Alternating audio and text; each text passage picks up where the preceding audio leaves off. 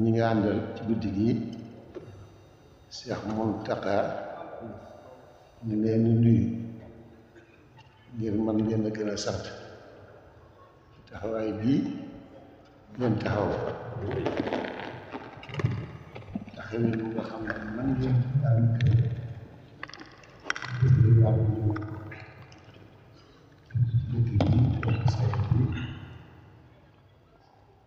soxna Jaaratullah soxna Bali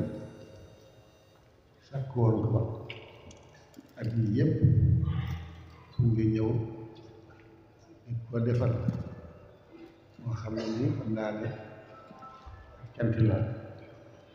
ci maamam bi di ko defee li nga xam ne moom la sëriñ bi gën a bëgg ngir ci nekk ginnaaw alxuraan di ci nekk ci lépp a ngi ci xam nañ ne ginnaaw alxuraan xasaayid bi moom làmboo xeeti zikr yi yépp xasida boo jëkk a jot daanaka da nga ci fekk lool kon nag fanaanee guddi gi yépp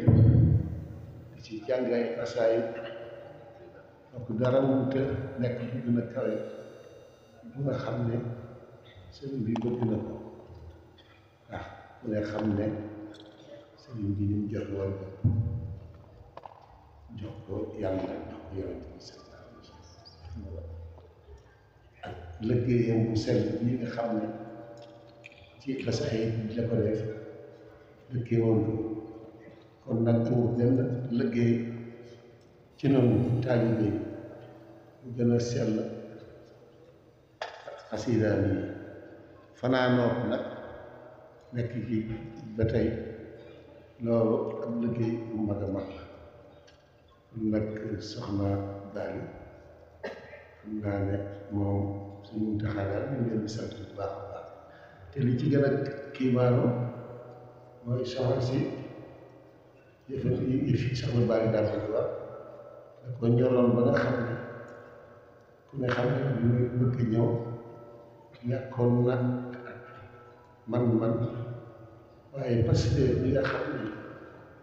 moom la ko bëggee woon ñu ko yéene ci sell bi tax na yàlla